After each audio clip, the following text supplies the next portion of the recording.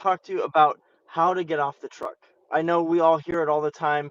People say business, if you want to scale your business, you've got to get off the truck. It's the key element to allow you to have the freedom to actually make decisions that help you grow. But not everybody breaks down how to do that. And it can be really intimidating. It can be like a giant mountain you're about to climb. And I just want to let you know it's not too difficult for you to do. Anybody can do it, but you do have to grow. You do have to change and you will have to make adjustments. It's not easy, but you can do it. And it starts with leadership. You've got to be able to get somebody to start doing the work while you're there, or sorry, with while you're not there. And that's not easy every time. A lot of times guys will start to grow too fast and they'll just hire anybody who says that they've cleaned windows or who says that they've done whatever service you're providing in the past. But then you don't know that they already have bad habits, they do things wrong, they don't have the same level of customer service as you, they don't care about the customers as much as you do. And so things kind of go downhill really quickly, and either you terminate that employee or you give up on business. So don't let that be you. What I prefer to do is hire somebody who maybe has never done it before, but somebody who's athletic, somebody who has the aptitude for it, somebody who can learn quickly, and work beside them for a number of months. When I was in New York, the exception for this, an example, I hired two brothers who'd been cleaning windows for several years, and they were actually better at the trade than me. And I still wanted to spend some time working alongside of them so that they could understand how I think, how I operate, why I make the decisions that I do, so that they don't go skipping certain elements of the process of the service that I like to include. There's little things that you do as the owner, assuming you've been doing the service yourself for a period of time, that typically, if somebody's been trained by somebody else, they might not have that same way of operating. So you want to get your DNA into them. That's also kind of how you create the foundation of your culture in your business. And culture is one of the most crucial points of any business to be able to grow and maintain that stickiness, that ability for an employee to feel like they're a part of the team and to actually be able to do the job well. It sets a standard for the work ethic of everybody else who you hire down the road. So one of the most important things that you do is hire the right person when you start. If you want to scale, you need to have somebody who can do the work without you, but maybe when you first hire them, they're not there yet, and that's okay. It's what I found the easiest way for me is to hire somebody who can work alongside of me, who I can train them, and I gave myself a 6 month window. And I assume if they're able to work alongside of me for 6 months, then within 6 months they should have seen every single detail that we come across on the job. And I do a lot of different services. I clean windows, I do pressure washing, I do gutter cleaning. I'll even do a house wash from time to time. I do Christmas lights. And the more services you do, the more complicated it becomes. And it makes it harder to hire somebody that you can train to be able to do everything without you. So, what I opted to do in the way that I'm running my business is my first tech, he's getting trained on a lot of different things, but I care about one thing. He has to be an expert window cleaner. And he's finally gotten to the point. Let's see, I hired him 4 months ago, maybe a little bit longer than that, but within 3 to 4 months, he was completely ready to work on his own. So now he works independently from time to time. And that's how I've started to do it. So this is the first step of getting off the truck. You have somebody who's trained well enough to work without you. Now, if this is the first time that you've been in a home service business, I'm assuming that's the case if you're watching this video, because otherwise you'd kind of already have an idea of how to scale. Or maybe you've just been working alone on the truck for a long time, or you've hired somebody, but you've never gone beyond that.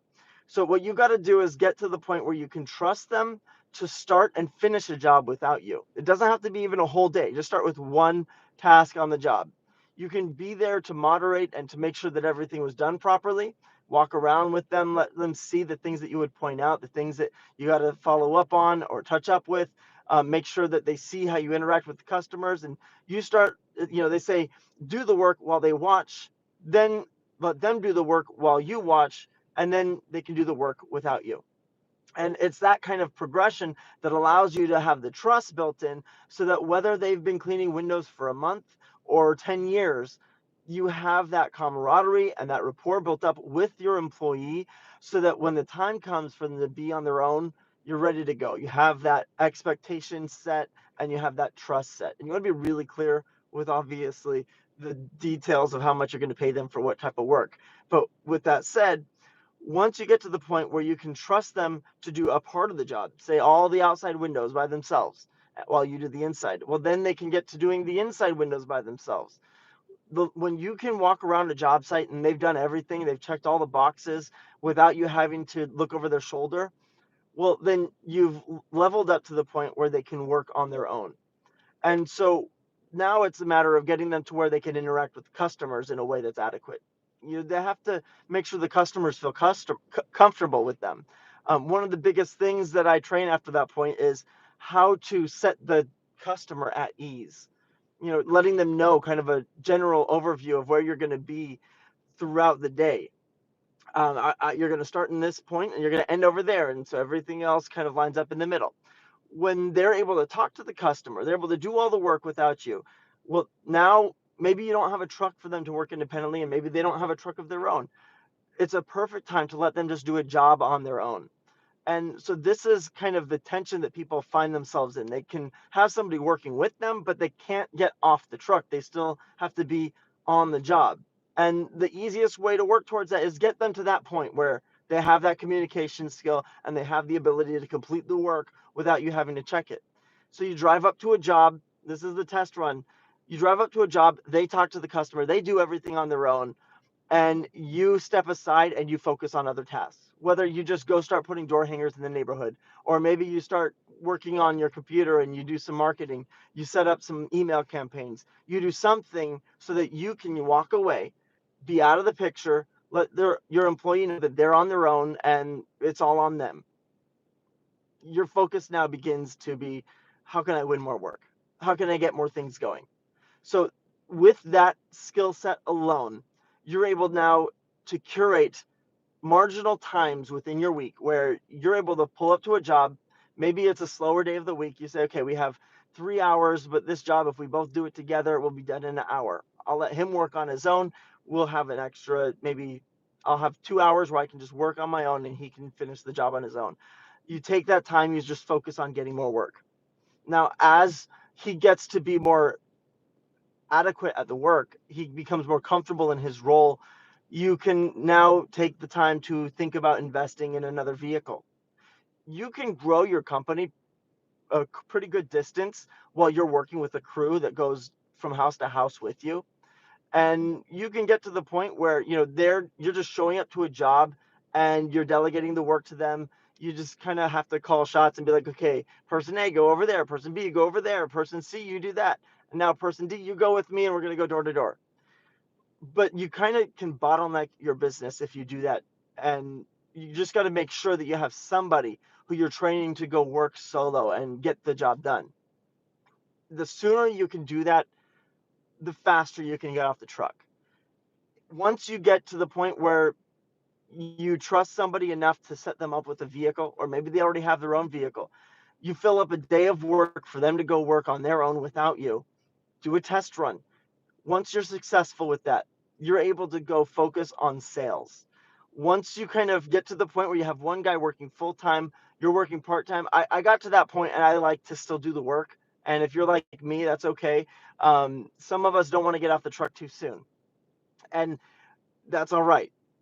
But if you just want to go really fast to getting off the truck 100%, well, then hire somebody else to start doing the excess work. Focus just on sales. Hire somebody to help them. Make sure they're getting trained up. Make sure they're getting some of your DNA and that you're making sure that they know the A to Z. Maybe you trained the first guy really well. You got to make sure the second guy gets trained really well as well. Then you're able to double down, focus even more on sales. Pass out door hangers whenever you're not, when you're not in a meeting with one of these focus groups, networking groups, different networking meetings, whether it's a BNI group or any other type of thing where you're trying to grow yourself and build relationships. You go door to door, whether you're passing out door hangers, you go set yourself up in a Starbucks for a couple hours and work on systems. You check in on them, making sure they're happy. You create a system to follow up with the customers that they're servicing to make sure that all the different little boxes are checked. Now, inevitably, while this is happening, you're going to notice certain things start falling through. They drop the ball here, or screen gets missed over there. Those are the opportunities that you have to start building systems so that those balls don't get dropped again. And then that becomes an integral part of your training as you begin to level up. So once you get two guys who are able to work independently of you, whether you have them working as a team or independently of each other, that's what allows you to begin to then actually get off the truck. Now, you might have to jump on the truck from time to time. Once you get to about three crews, or at least three guys working independently of each other, you can start then to streamline the process. You have them really well trained. Then you can just hire helpers for them.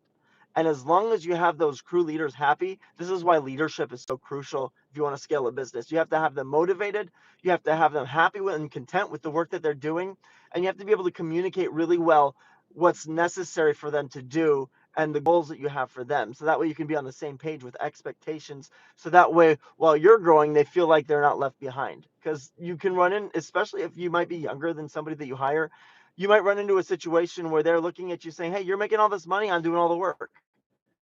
You got to be able to communicate. This is what we're doing. This is where we're pushing towards. This is how you can level up. If you want to make money, this is how we pay. This is our structure. We'll compensate you for however much work you do. We'll pay you accordingly.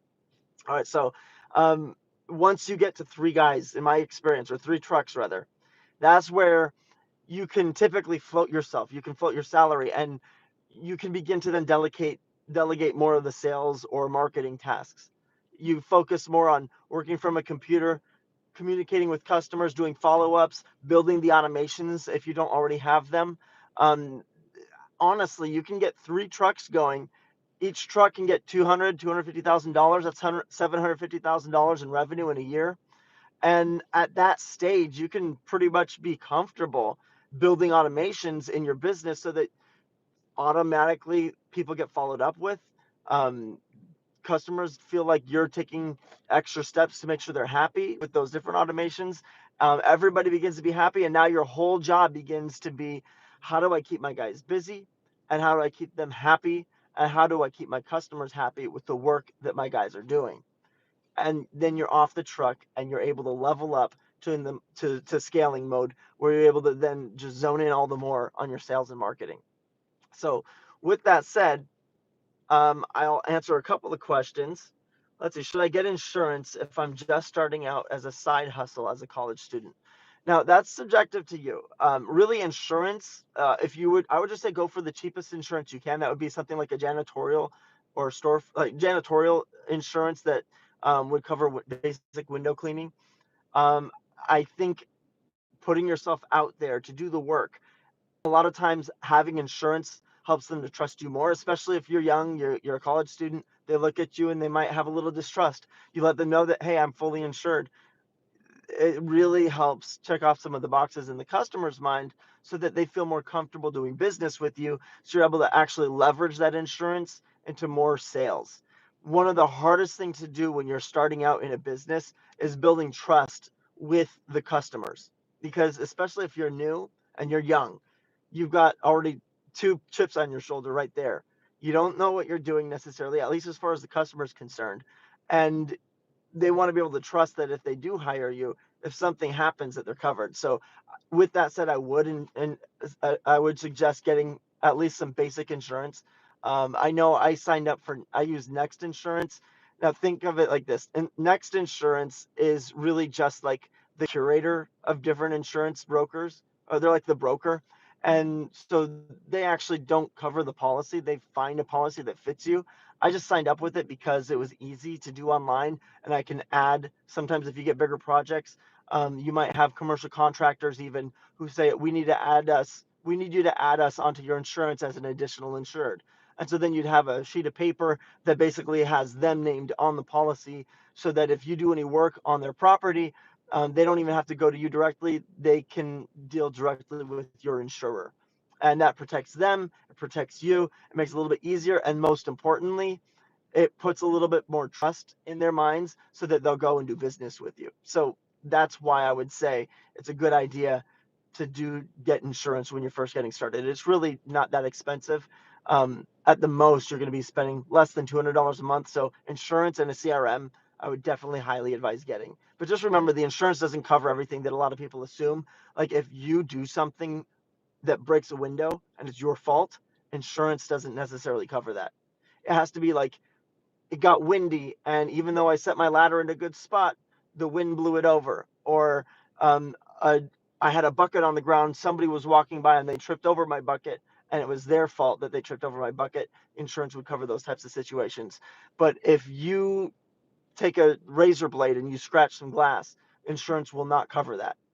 So just beware, understand what insurance actually covers when you're getting at least the basic general liability insurance. There's other types of insurance that can cover failures on your end, but that's going to be much more expensive. And that's the kind of insurance that I would say isn't really necessary as long as you're being careful and doing a good job. All right, so next question from Alex. Why haven't you automated your business like these other young guys? They make 100K monthly with 25 to 30% profit margins, and they just sit around. Well, Alex, I think there's some sarcasm in your post. I just got a hunch. Kudos to the ones who have. I mean, I know for a fact that some young guys have done that successfully, but I also know for a fact that people who scale too fast, their reviews, their online presence, their reputation in that area severely suffers. So the honest question to why I haven't tried to scale faster is that I want to build a strong reputation in my community. So I do this. I enjoy the work. I enjoy the relationships that I build with my customers. And I want to make sure they know that I'm going to do a really good job. And that if I hire somebody, that the people I hire are going to do a really good job as well. That builds a longevity in the business. I'm not trying to build a business that I can flip to private equity in 5 years. If you're just trying to build something to scale and have people who are cogs in the wheel, then you can grow really fast and you can hire people, and it doesn't matter how good they do the work. It doesn't matter if they're highly trained. You can do some basic systems where you set expectations really low and they just understand the customers that they're not going to get a great service. But that's not the kind of business I want to build. I want to build the kind of business that builds trust in the long haul and becomes a larger brand in my region. So with that, you really need guys. You don't scale anything without having key individuals to take ownership of certain roles in the business where you can trust them and you can build on top of them, and you have to be able to compensate them with that. So that's why your sales numbers, the amount that you're charging for your services has to be high enough to be able to support not just what you want to make as an individual, but a living wage for every employee and an even better incentive for the ones who are going to be in those key management roles. And naturally, the first role that you would want to hire on to as you grow is, you get to 3 to 5 different trucks. Maybe when you get to 3 trucks, one of those guys becomes kind of the leader of the bunch, and you're able to trust them to oversee the rest of them. They become your operations manager. When you get to 5 trucks or so, you need an operation manager who can go from job to job. Maybe somebody forgets something, or somebody calls in sick, or maybe a customer has a particular issue that needs extra hands on or special eyes on it. You need somebody who's trained up, who can help troubleshoot all the problems, who's kind of like just that customer liaison, managing the issues, really putting out fires. You need that operations manager so that you can go over and focus on the marketing and the sales, and shaking hands and kissing babies, so to speak. I guess that's not a good expression anymore. That used to be, right, the thing you do when you're in politics, shake hands and kiss babies. But now kissing babies is probably a bad idea. But I think you get the point. And then the next role that you would hire for management would be somebody who could focus more on the office work, pushing the paper around, making sure to follow up with customers, helping to close sales over the phone, all the inbound stuff, while you're focusing on the marketing. I might do something a little bit different where I have a guy who's kind of good at marketing and stuff. So I might have him eventually start doing marketing things part time, and then we'll hire somebody else as we get growing whoever is the best fit to manage the crews. So we're gonna fill things out with whatever he decides he wants to do. He's very capable of a lot of things, so that's why it's a I've always struggled with knowing what I was going to hire. I like to find out what's the best guy who comes around, find out what his strengths are, and build off of that. Build in the direction of the talent that comes on the team.